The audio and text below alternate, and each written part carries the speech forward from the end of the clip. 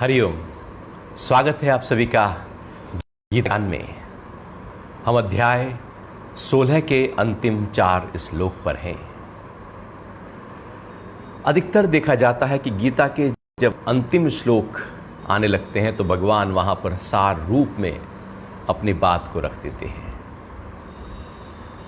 तो भगवान 16वें अध्याय के 21वें श्लोक में कह रहे हैं कि काम, क्रोध और लोभ, ये तीनों आत्मा का नाश करने वाले नरक के द्वार हैं। अतः इन तीनों का परित्याग कर देना चाहिए। क्या क्या है तीन? काम, लोभ और क्रोध, ये नरक के द्वार हैं। नरक क्या है? दुखी रहना, परेशान रहना, इरिटेट रहना, निंदा करना, चुगली करना, पास्ट में डर में रहना, भयभीत रहना, फ्रस्ट्रेट रहना, स्ट्रेस में रहना, ये सब नरक है। मन की निचली अवस्था ही नरक है। दुखी व्यक्ति, परेशान व्यक्ति, हताश व्यक्ति, निराश व्यक्ति नरक में जी रहा है। नरक कुछ अलग से कोई दुनिया नहीं कि मरने के बाद ही नरक भोगेंगे। नरक तो एक मन की अवस्था है, एक ऐसी अवस्था है जहां पर हम अपने मन को सबसे निचले स्तर पर देखते हैं, जहां पर मन उदास, हताश, निराश हो चुका होता है, डिप्रेशन हो चुका होता है, उसके चेहरे की खुशियां कहीं खो चुकी होती हैं। जब व्यक्ति का चेहरा लंबा हो जाए समझो कि वो नरक में है, और जब चेहरा प्रसन्नता से भरा हो तो समझो कि स्वर्ग में है। तो यदि जीवन में हम अपने मन की अवस्था को देखें कि ये जो मन की अवस्था है, जो बिखरी बिखरी सी होती है, परेशान होती है, हताश होती है, निराश होती है, मायूस होती है, क्यों होती है? ऐसा क्या घटता है जिससे हमारे मन की ये दशा हो जाती है? मन फट जाता है, कट जाता है, बिखर जाता है। ऐसा क्या हो जाता है? ऐसा हम क्या करते हैं? क्या गलतियां हैं जो हम नरक में अपने आप को ले जाते हैं? नरक ऊर्जा का पूरी तरह से बिखर जाना ही नरक है। अधोगति की तरफ जाना ही नरक है। तो ऐसा हम क्या करते हैं जिससे हमारी ऊर्जा बिखर जाती है, अधोगति की तरफ चली जाती है? हमारे दुख का कारण हम ही हो सकते हैं, कोई दूसरा नहीं। हम थोपते हमेशा किसी दूसरे पर है। कोई भी परेशानी आ जाए, कोई नुकसान हो जाए, कोई अपमान हो जाए, देखो हम किसी पे थोप देंगे, उसके कारण से ऐसा हुआ था। हम किसी को कारण गलत ठहरा देंगे और कहेंगे इसकी वजह से मैं परेशान हूं। अगर ये ना हो तो मेरा जीवन तो खुशियों से भरा हो। मान लो वो ना रहे, व्यक्ति चला जाए, दूर हो जाए, तो क्या आप खुश हो जाओगे? दुखी व्यक्ति जहां भी भेजोगे दुखी रहेगा। उसे स्वर्ग में भेज दो, वहां पर भी वो दुखी बना लेगा, क्योंकि उसने अपने स्थिति को दुख से भरा हुआ है। तो हमने अपने आप को, ये जो दुख है, ये हम अपने ही आप को उस दुख का रस लेने लगते हैं, और नरक में भी लगता है कि वाह क्या मजे हैं, और बार बार उन्हीं कारणों को करने लगते हैं जिन कारणों से हम नरक भोग रहे होते हैं। तो पहला कारण है काम। काम मतलब उठने वाली इच्छा, मतलब भोग। वो इच्छा जो भोग लेना चाहती है, कुछ भी भोग लेना चाहती है,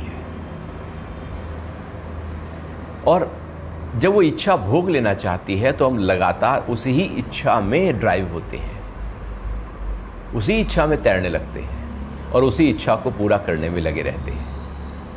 अब वो काम किसी भी तरह का हो सकता है, लेकिन हम उस काम से अपने आप को दूर नहीं कर पाते, क्योंकि वो बहुत गहरे में पड़ा है, डीप रूटेड है।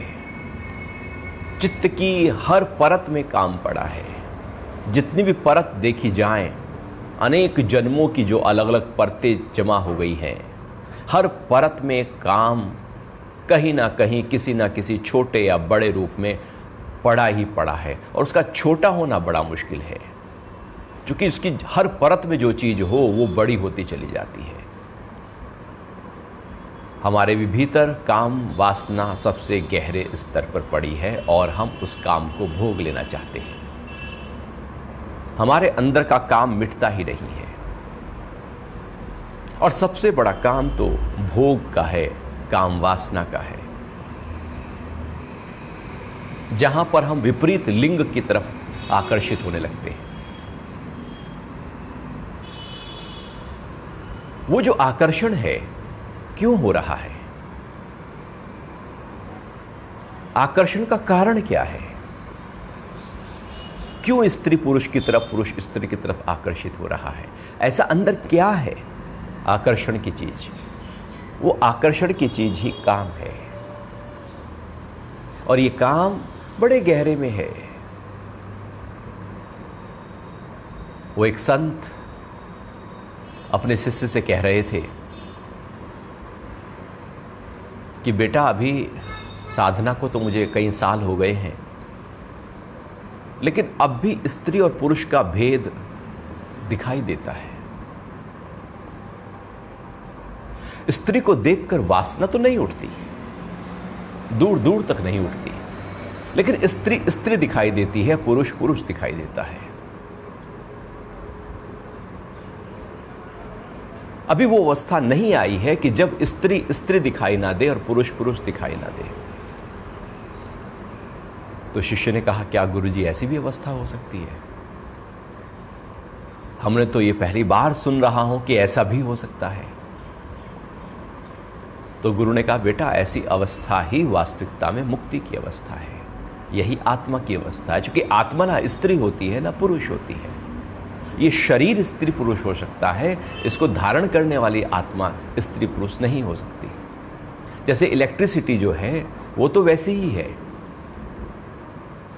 अगर आप हीटर के साथ प्रयोग करोगे तो वो गर्म करने लगेगी, फ्रिज के साथ प्रयोग करोगे तो ठंडा करने लगेगी।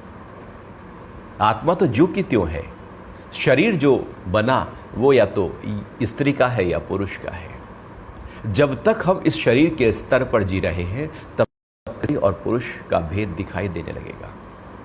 तो ये जो स्त्री स्त्री दिख रही है, पुरुष पुरुष दिख रहा है, इसका मतलब है अभी गहरे में कहीं काम वासना है। अभी वासना नहीं उठ रही है, लेकिन फिर भी ये बहुत ही बारीक भेद कहीं गहरे में है। जब उन संत का समय नजदीक था निर्वाण का, तो फिर शिष्य से कहा, बेटा, तुमको याद होगा मैंने एक बार कहा था कि मुझे स्त्री को देखकर वासना तो नहीं उठती, लेकिन स्त्री स्त्री दिखती है।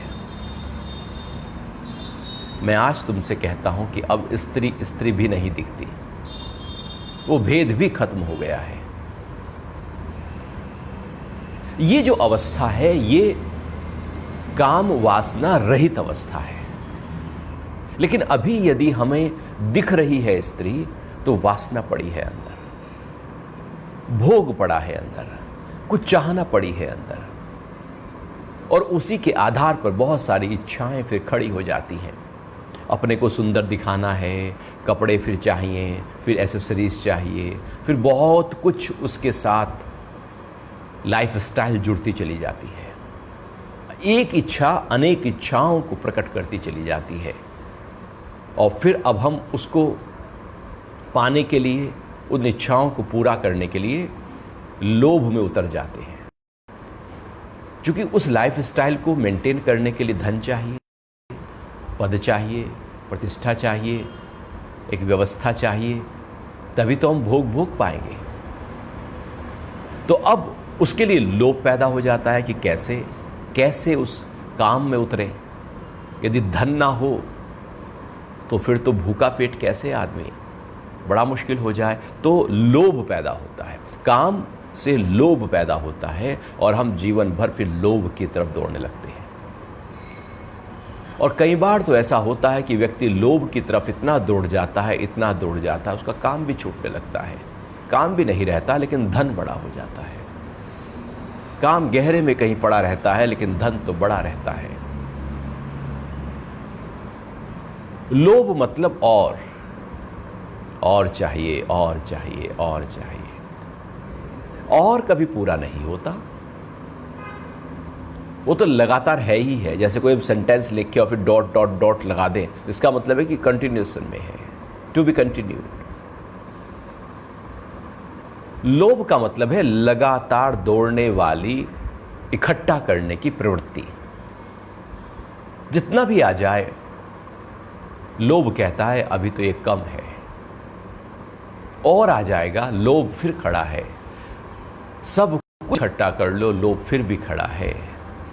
आप विश्व के सबसे अमीर आदमी बन जाओ, लोभ फिर भी खड़ा है। लोभ नहीं जाता। ये राजा हो, लोभ खड़ा है। भिखारी हो, लोभ खड़ा है। धन ना हो तो लोभ खड़ा है, धन बहुत हो तो और का लोभ खड़ा है। और हम लोभ में ही जीवन को जीने लगते हैं, या तो काम वासना में या लोभ में। दो ही प्रकार से जीवन को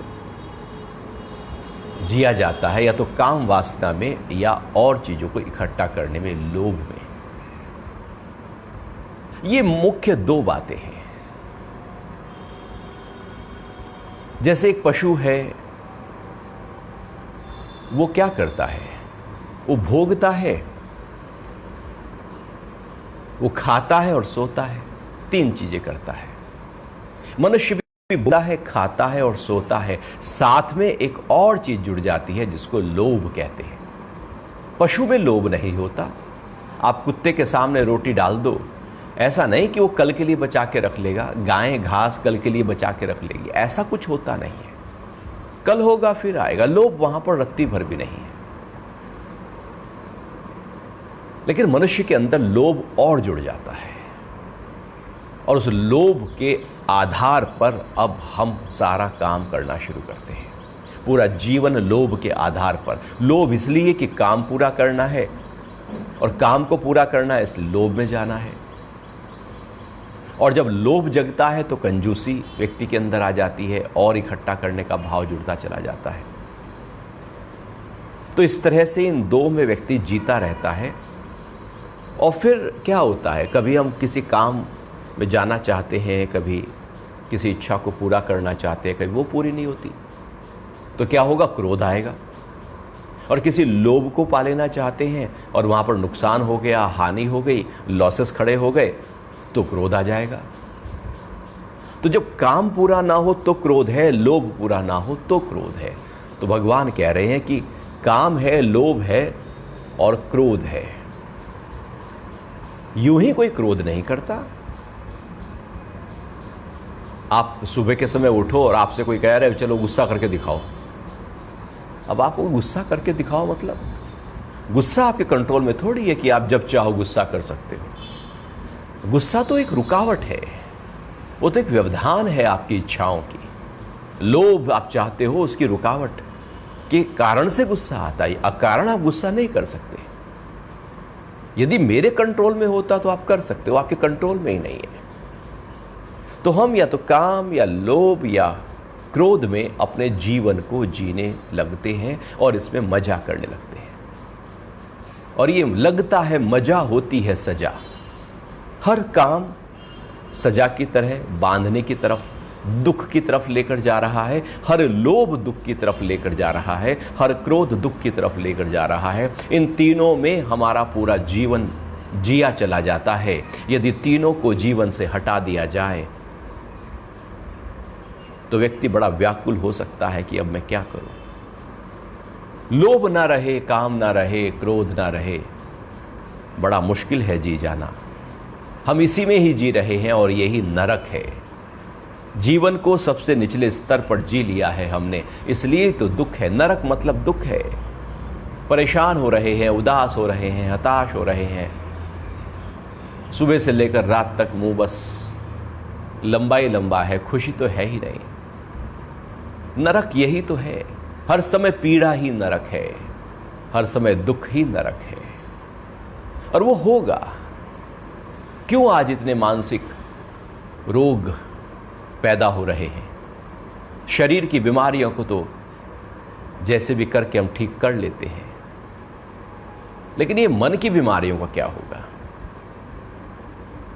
क्योंकि वो तो दूर हो ही नहीं सकती। जब काम खड़ा है, लोभ खड़ा है, क्रोध खड़ा है, तो मन तो व्याकुल है ही है। आप उसको दूर करना भी चाहोगे तो वो दूर हो नहीं पाएगा, और दूर करना भी कैसे होगा दूर? उसके लिए पूरी एक तैयारी है, साधना है, प्रैक्टिस है, अध्यात्म है, ज्ञान है। अन्यथा सामान्य व्यक्तियों की दशा यही है कि वो हम पूरे जीवन को नरक में जी जाते हैं और आकांक्षा करते रहते हैं कि कल कुछ सुख बीतेगा, कुछ सुख आएगा, सुख को भोगेंगे, मेरे अनुकूल सब होगा, उस सुख को भोगेंगे। मतलब अभी नरक है, ख्यालों में स्वर्ग है। प्रमोशन होगा, नौकरी लगेगी, शादी होगी, बच्चे होंगे, बच्चे सेटल होंगे, फिर धन आएगा, घर मेरा घर हो जाएगा, बड़ा घर हो जाएगा। कल जब कुछ ऐसा हो जाएगा तो खुशी आएगी। जब वो हो जाएगा, अब मन कुछ और करने से खुशी आएगी। मन हमेशा कहीं और, चूंकि उसके अंदर डीप में लोभ पड़ा है, तो वो अभी की खुशी को तो देख ही नहीं पा रहा है, वो तो आने वाली खुशी को देखने में ही उतारू हो गया। तो हम नरक में जी रहे हैं। तो नरक में थोड़ी जीना है। क्या जीवन नरक में आने के लिए, जीने के लिए मिला है? इसलिए हम कह देते हैं कि नरक कहीं और है, मरने के बाद नरक मिलेगा। क्योंकि अभी हम झटक रहे हैं उस नरक को कि हम नरक में नहीं है। नरक तो यही है, नरक का भाव ही नरक है। और क्या नरक है? दुख का भाव ही नरक है। ये हताशा, ये निराशा, ये काम, ये लोभ, ये क्रोध का भाव ही नरक है, और कोई नरक नहीं। 3 द्वार हैं नरक के। नरक की तरफ जाने के 3 रास्ते हैं। पहला रास्ता है काम। आप काम से चलो, नरक में पहुंच जाओगे। इच्छाओं को पूरा करने में चलो, नरक में पहुंच जाओगे। दूसरा रास्ता है लोभ। जो आप चाहते हो, जैसा चाहते हो, जितना चाहते हो, जितना पद चाहते हो, जितना धन चाहते हो, और इकट्ठा करते करते करते करते आप नरक में पहुंच जाओगे। और क्रोध करते करते, झल्लाहट करते करते आप नरक में पहुंच ही जाएंगे। और कोई रास्ता नहीं है। क्रोध से जब निकले, नरक खड़ा है सामने। लोभ से निकलेंगे तो नरक खड़ा है। जैसे गलियां हो, उससे आप चलें तो भैया ठीक है, चौराहा आ ही जाएगा। तो 3 रास्ते हैं, 3 द्वार हैं। इनसे जब हम चलेंगे तो हमारी एनर्जी नरक की तरफ जा चुकी होगी। इसलिए भगवान कह रहे हैं इन तीनों को त्याग देना है। त्यागना है। त्यागो क्रोध को। काम को त्यागते ही लोभ ढह जाएगा, और काम और लोभ नहीं होगा तो क्रोध किस पे खड़ा होगा? क्रोध के लिए तो कोई चाहिए।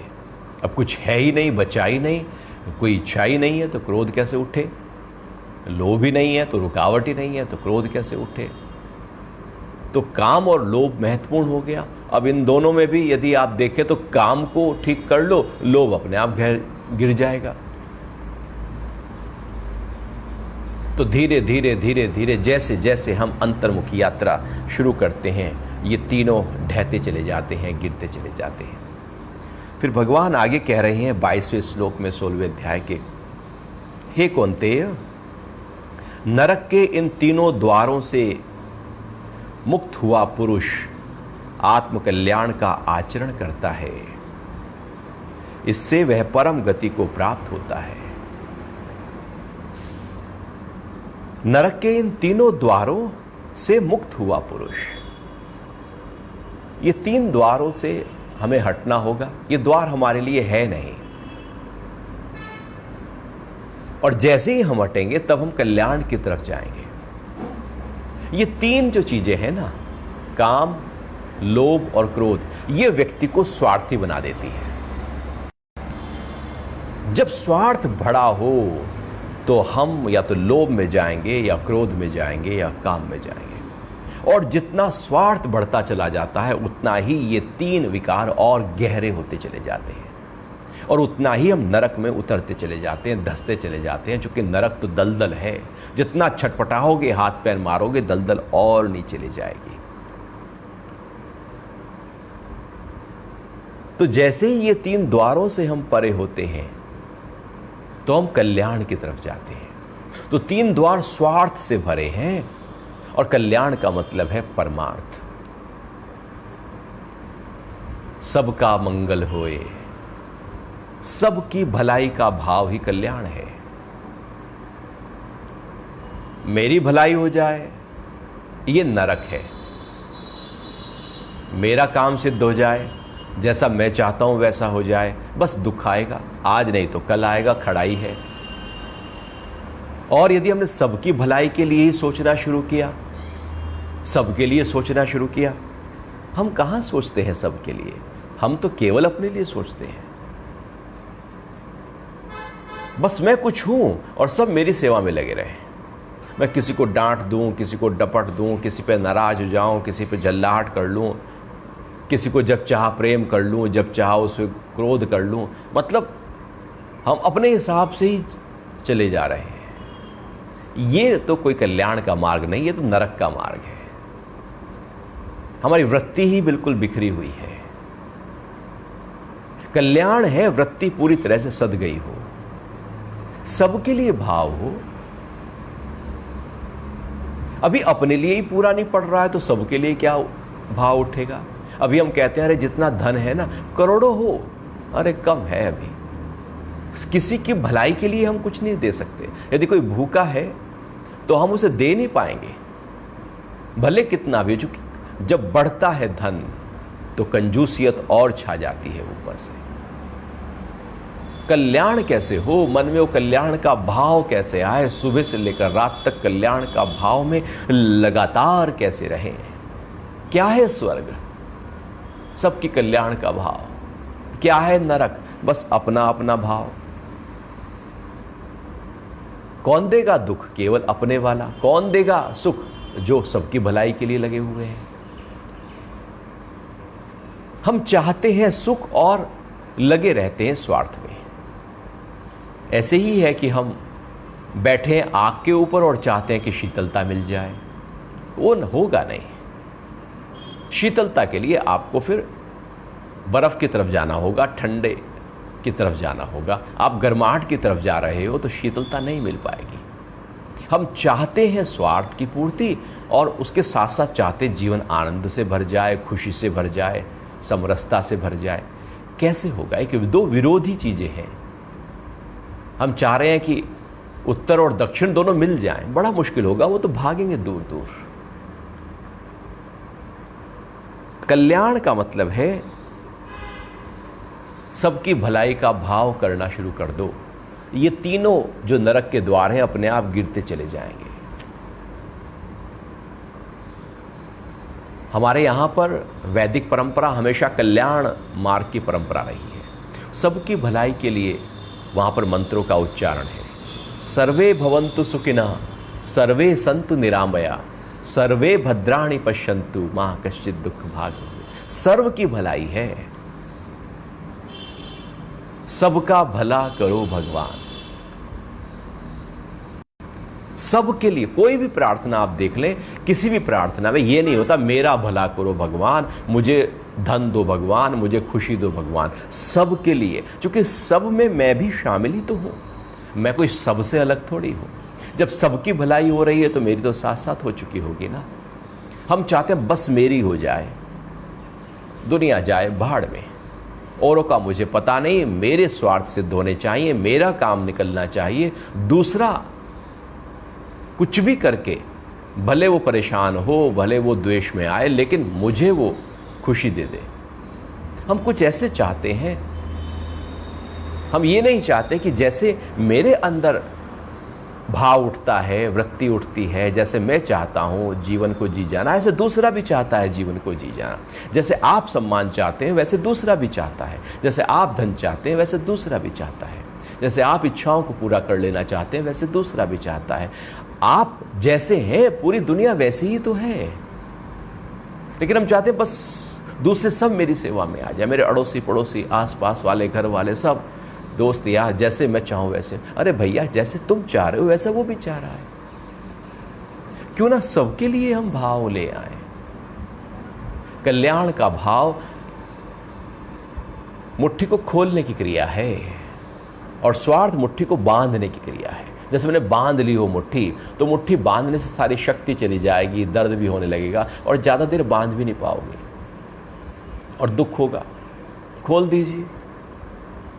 मुट्ठियां जब खुल गई हैं तो पांचों अलग अलग सब जगह फैल गई है, हर दिशा में फैल गया है। हमारे अंदर का भाव जब सबके लिए हो जाए तो कल्याण मार्ग है।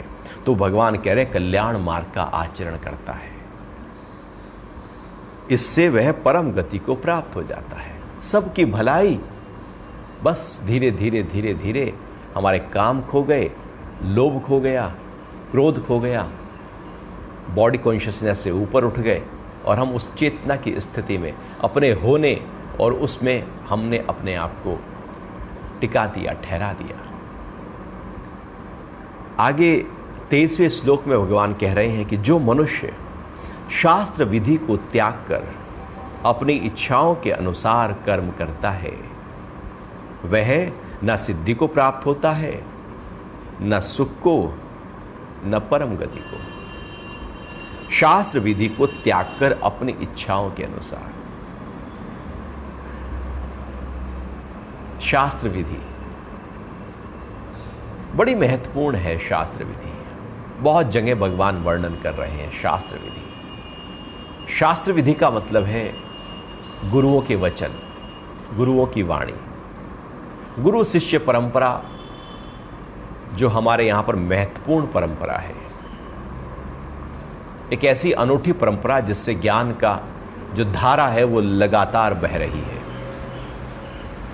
वो जो परंपरा है, गुरु ने अपना जो अनुभव किया वो उस अनुभव को अपने शिष्य को बताता है, फिर शिष्य उसमें और अपने अनुभव को शामिल करता है, उस गुरु के अनुभव के आधार पर उससे आगे बढ़ता है और फिर कुछ अनुभव और फिर आगे अपने शिष्य को देता है, फिर अपने अनुभव और तैयार करता है, आगे फिर शिष्य और आगे को देता है। हजारों सालों से यह गुरु से जो ज्ञान शिष्य को मिला, शिष्य ने अपने शिष्य को दिया, उसने अपने शिष्य को दिया। देने वाला फिर गुरु हो गया, लेने वाला शिष्य हो गया और यह सिलसिला लगातार चलता गया और इसी ही सिलसिले को, इसी अनुभव को समय समय पर लिखा गया, लिख लिया गया, लिपिबद्ध कर दिया गया, जिससे फिर कल्याण का भाव हो।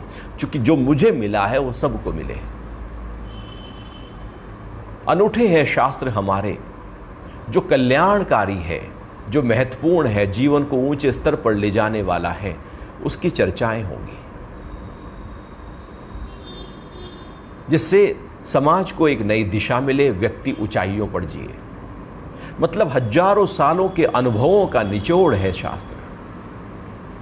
समय समय पर शास्त्रों में जो भी महत्वपूर्ण था वो सब समावेश किया गया। ऐसे सब शास्त्र धीरे धीरे धीरे धीरे बनते चले गए। अर्थात जैसे हमारी लाइफ है, छोटी सी है, ये जीवन छोटा सा है, लेकिन शास्त्रों में जो अनुभव लिखे पड़े हैं वो तो हजारों सालों से गुरु शिष्य परंपरा के अनुभव हैं। तो महत्वपूर्ण होंगे, क्योंकि वो जांचे परखे हैं, क्योंकि वो अनुभवों के आधार पर हैं और एक का अनुभव नहीं, वैसे ही न जाने कितनों के अनुभव शामिल हैं उसमें। उसको बार बार इंप्रूव किया गया और बेहतर किया गया और ये प्रक्रिया कुछ सालों की नहीं रही। वेदों के काल से जो 10,000 साल, गीता ही 5,500 साल, उससे भी हजारों साल पहले जो शास्त्र लगातार कह रहे हैं, लिखे रहे हैं, इसलिए कि जो व्यक्ति है वो सही प्रकार से अपने जीवन को लेकर चले। उसे नहीं पता कैसे चलना है तो शास्त्र देखे, शास्त्र ही प्रमाण है, क्योंकि वो शास्त्र किसी स्वार्थ के आधार पर नहीं लिखा गया, वो परमार्थ के आधार पर लिखा गया, वो कल्याण के आधार पर लिखा गया, सबकी भलाई के आधार पर लिखा गया। हम जो लिखते हैं वो अपने लिए लिखते हैं, जो शास्त्र लिखे गए वो सबके लिए, और सबके लिए लिखे गए इसलिए जो 10,000 साल पहले महत्वपूर्ण मंत्र थे वही आज भी उतने ही महत्वपूर्ण हैं, उतने ही यथार्थ हैं, उतने ही सार्थक हैं। गीता 5,500 साल पहले भी वैसी ही सार्थक थी जैसी आज है। क्योंकि मनुष्य के मन थोड़ी बदले हैं, सदियां बीत गई हैं, लेकिन मन तो वैसे ही रहा। क्रोध तब भी था, लोभ तब भी था, काम तब भी था, द्वेष तब भी था, जो का त्यों वही आज चला रहा है, सदियां कितने भी बीत जाएं। इसलिए व्यक्ति के अंदर जो विकृतियां हैं उनको दूर करने के लिए शास्त्र प्रमाण होते हैं। इसलिए शास्त्र का अध्ययन की बात कही जाती है। महत्वपूर्ण होता है शास्त्र का अध्ययन, उससे हमारी स्थिति बनती है, अनुभवों का पता लगता है किस तरह से ये गुरु का ज्ञान अनुभवों के आधार पर आया है, और फिर उन अनुभवों को हम साथ लेते हैं, संजोते हैं। ऐसे ही कि जैसे आपको कहीं पहुंचना हो तो आप उससे रास्ता पूछेंगे जिसको रास्ता पता हो, और यदि आपको भी रास्ता नहीं पता और आप ना किसी से पूछ रहे हैं और चले जा रहे हैं, कभी इस रास्ते पे चले गए 10 किलोमीटर, फिर लौट के आ गए, वहाँ तो था नहीं वो, फिर घूम के फिर दूसरे रास्ते पे, फिर तीसरे रास्ते पे, हम कब पहुँचेंगे? पहुँचना बड़ा मुश्किल है हमारा। इस प्रमाण हो जाते हैं, शास्त्र विधि हो जाती है, अर्थात गुरु का ज्ञान, गुरु की वाणी, गुरु के वचन और शास्त्र के शब्द, चूंकि उनका अपना एक अनुभव है, वो अनुभव गुरु शिष्य परंपरा का है, उनका अपना नहीं बल्कि एक धारा का अनुभव है, एक प्रवाह का अनुभव है।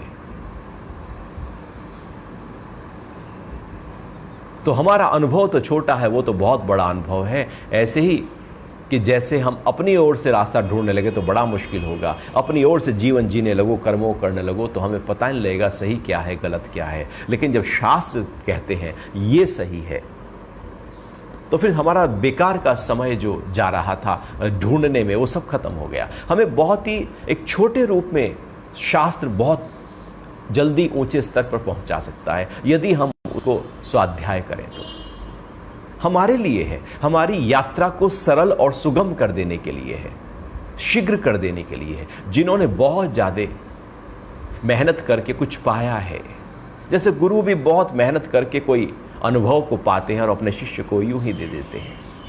जैसे एक पिता बहुत पूरे जीवन भर कमाई करता है, करता जाता है, बहुत धन इकट्ठा करता है और अपने पुत्र को ऐसे ही दे देता है। सारी के सारी अनुभव, सारे के सारे धन जो इकट्ठा किया वो एक झटके में वो दे देता है। तो जो बेटा है वो तो उससे आगे की यात्रा शुरू करेगा ना, वो धन तो उतना आ ही गया है। गुरु शिष्य परंपरा ये अनुभव भी ऐसा ही है कि जो इकट्ठा हो चुका है अनुभव, अब वो जैसे ही शिष्य को देते हैं, शिष्य उससे आगे की साधना शुरू कर देता है।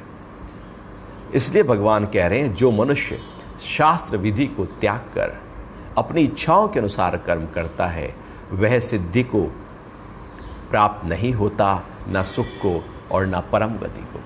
क्योंकि शास्त्र बड़ा महत्वपूर्ण है। अब हमने उसको देखा ही नहीं, हमने उसको पढ़ा ही नहीं, उसको हमने समझा ही नहीं, किसी ने समझाया तो हमने समझा नहीं, क्योंकि हम ही समझाने वाले हैं। हम 2 श्लोक क्या पढ़ लेते हैं, हम तो ज्ञान देने लगते हैं।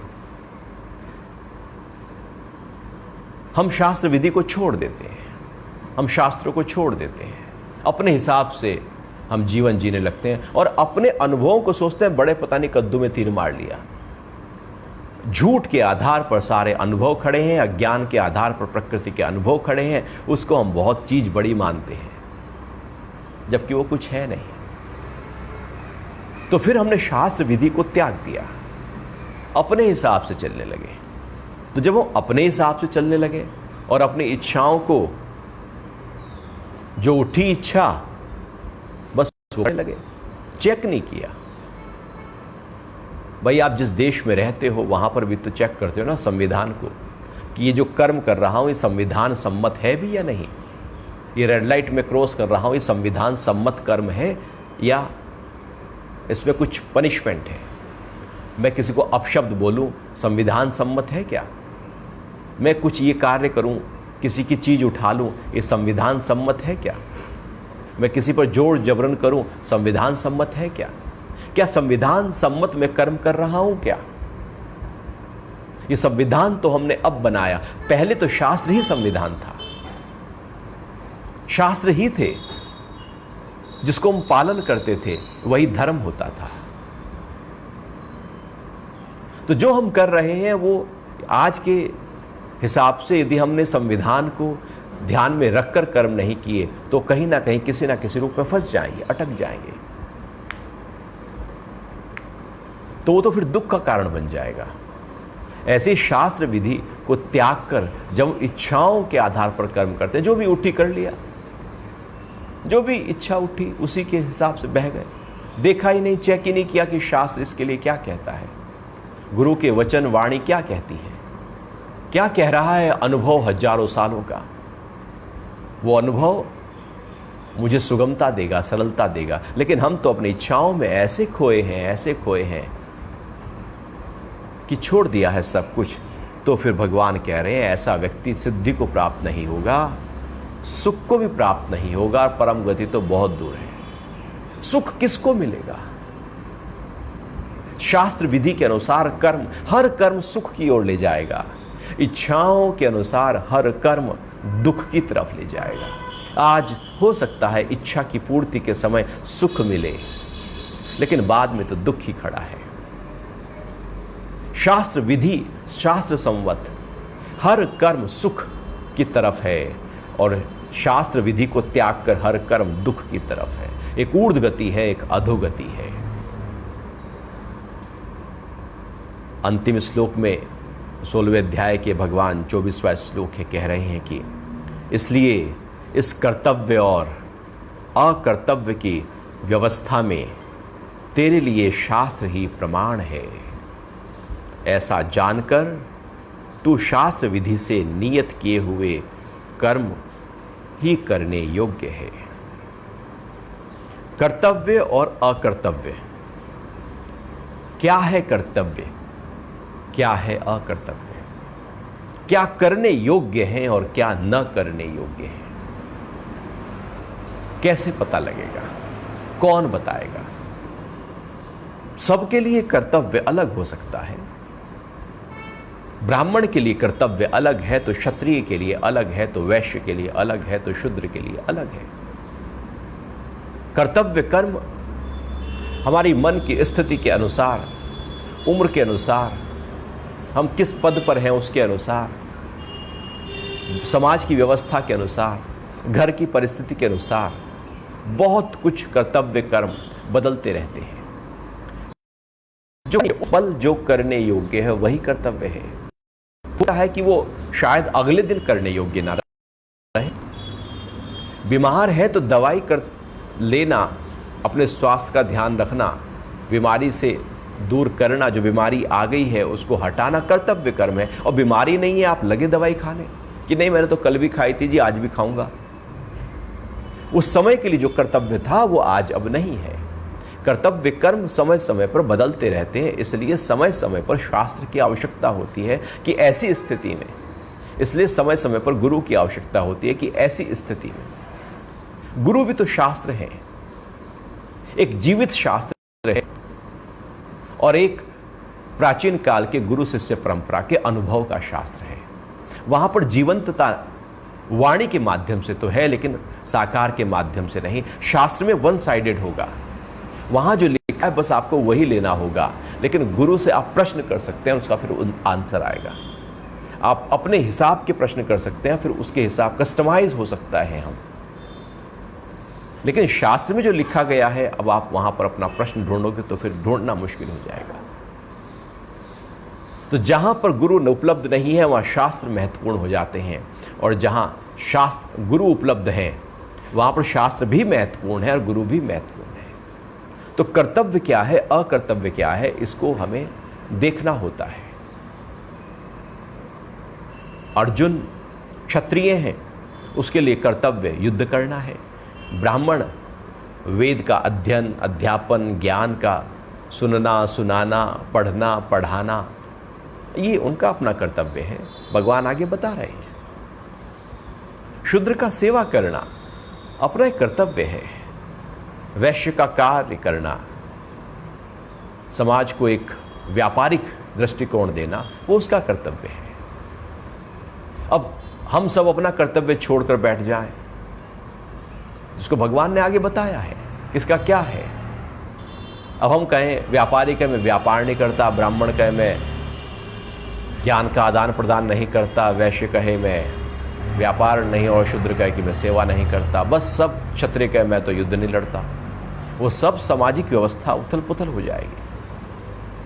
सब अपने अपने कर्तव्य कर्मों में यदि चलते हैं तो समाज की एक अच्छी व्यवस्था बनी रहती है, और जब हम कर्तव्य कर्मों को छोड़ देते हैं तो एक व्यवस्था पूरी तरह से गड़बड़ा जाती है।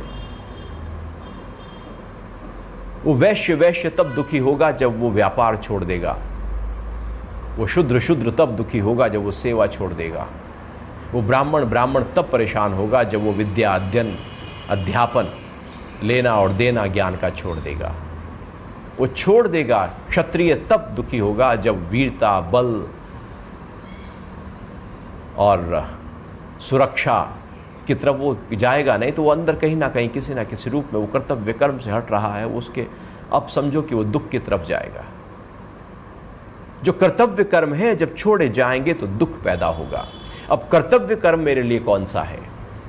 अब वैश्य के लिए एक समय तक व्यापार कर्तव्य हो सकता है, लेकिन एक समय बाद शायद वो कर्तव्य ना रहे, अब दूसरा कर्तव्य कर्म हो जाए।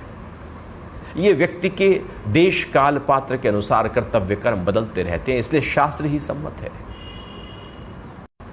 शास्त्र जो कहे, जैसा कहे, जिस तरह से कहे, वही मेरा कर्तव्य है, और जो वो मना कर रहा है वो अकर्तव्य है। और हम सारे काम वो करते हैं जो मना करता है। शास्त्र कहता है लोभ ना करो, हम लोभ करते हैं, क्रोध ना करो, हम क्रोध करते हैं, राग ना करो, हम राग करते हैं, द्वेष ना करो, हम द्वेष करते हैं, मोह ना करो, मोह करते हैं। सारे तो उल्टे काम करते हैं हम। फिर कहते हैं हम दुखी क्यों हैं? शास्त्र की हमने सुनी कहाँ? शास्त्र को पूज लिया, शास्त्र को पूजा, गीता को पूजा, लेकिन गीता की बात तो नहीं मानी ना।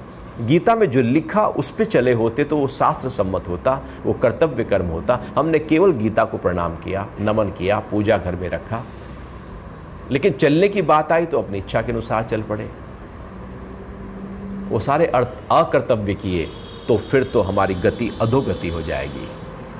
ऐसा जानकर तू शास्त्र विधि से नियत किए हुए कर्म ही करने योग्य है। चूंकि अर्जुन मना कर रहा है ना युद्ध लड़ने को, अब भगवान उसको कह रहे हैं कि तू शास्त्र को देखना कि क्षत्रिय का धर्म क्या है, तो शास्त्र प्रमाण हो जाएंगे।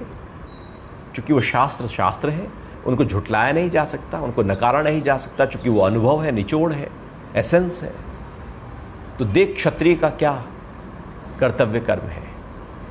युद्ध खड़ा है सामने, क्षत्रिय का कर्तव्य कर्म युद्ध से भागना है या युद्ध कर लेना है। पढ़ ले शास्त्रों को। तो शास्त्र भी, मैं भी यही कह रहा हूं, लेकिन शास्त्र भी यही कह रहे हैं, साक्षात गुरु भी कृष्ण के रूप में वही कह रहे हैं, युद्ध कर अर्जुन। और फिर कह रहे हैं तो शास्त्र पढ़ो, शास्त्र में देख कर्तव्य कर्म क्या है। तो जहां चाहे वहां देख ले, लेकिन कर्तव्य कर्म से न भाग। हमें भी अपने कर्तव्य कर्मों को देखना होगा, उन पे चलना होगा, और धीरे धीरे कर्तव्य कर्म ही हमको आराम, सुकून, आनंद, प्रसन्नता और परम गति की तरफ ले जाएंगे। और उनको छोड़ते ही अकर्तव्य कर्म करती हम अधोगति की तरफ चले जाएंगे। और आज यदि हम देखें तो समाज में इतनी अस्त व्यस्तता, इतना दुख, इतना भय, इतना कष्ट, इतना चोरी चकारी, काला बाजारी क्यों है? सारी की सारी घोरता क्यों है? विकृति की। क्योंकि शास्त्र विहित कर्म छोड़ दिए गए हैं। जो बाइबल में लिखा है क्या ईसाई वो करता है? जो कुरान में लिखा है क्या मुसलमान वो करता है? जो गुरु ग्रंथ साहब में लिखा है क्या सिख वो करते हैं? क्या जो गीता कह रही है हम वो करते हैं? हम कुछ और कर रहे हैं। शास्त्रों को तो हमने दरकिनार कर दिया। शास्त्र तो केवल और केवल बस रखने योग्य रह गए। नतीजा हुआ सब बिखर गए। राम राज्य मतलब शास्त्र विहित कर्तव्य कर्मों, गुरु की वाणी पर चलना ही राम राज्य है, और अपने इच्छाओं के अनुसार चलना ही नरक है। तो इस तरह से ये आज 24वां श्लोक 16वें अध्याय का यहीं पर पूर्ण होता है। अब अगले सत्संग में 17वां अध्याय हम प्रारंभ करेंगे। अभी समय है थोड़े प्राणायाम के अभ्यास का। बहुत देर हो गई है बैठे बैठे, एक बार जरा खड़े हो जाते हैं।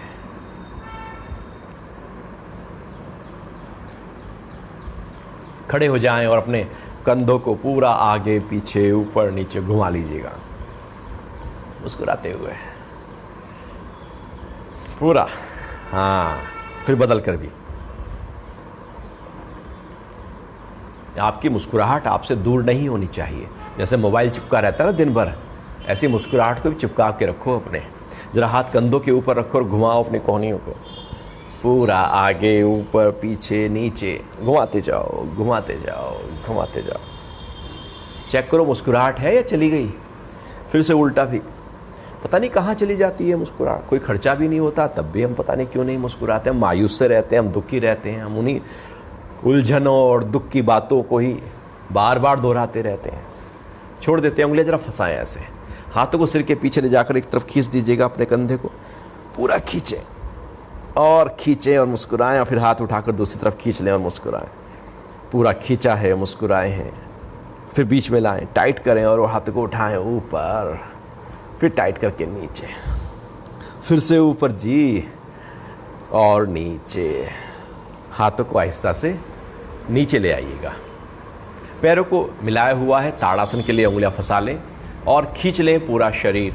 हथेलियां पलटें, हाथों को उठाएं और खींचें, एड़ियां भी उठा दें।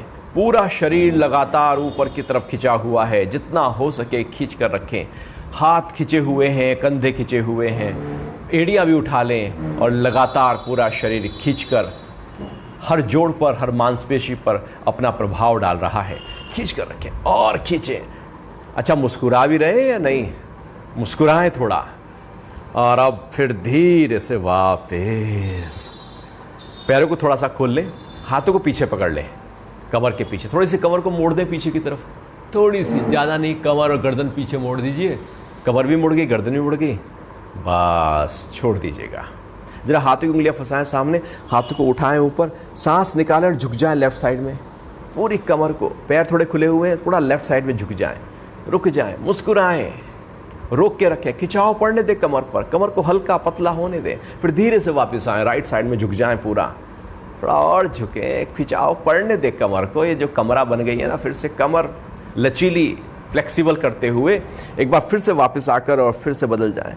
लेफ्ट साइड में पूरा झुकें, मुस्कुराहट को चेक करते रहना है या चली गई, वो पता नहीं, फिर बार बार चली जाती है। फिर धीरे से वापस आएं और फिर से बदल दें राइट साइड में, दोनों ओर से दो बार ऊर्ध्वस्तुतानासन।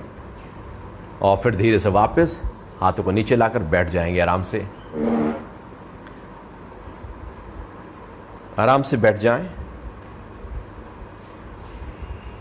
कमर सीधी, गर्दन सीधी, आंखें बंद कर लें और ध्यान को सांसों के ऊपर ले आइए। महसूस करें सांसों को, पूरा भर लें सांस और पूरा निकाल दे सांस।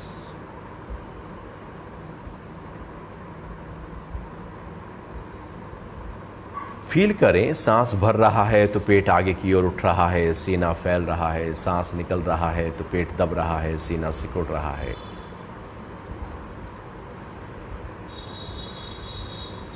जितना भरा जा सके ध्यान पूर्वक, मन पूर्वक, होश पूर्वक भर लीजिए और फिर निकाल दीजिए। फिर से भर लें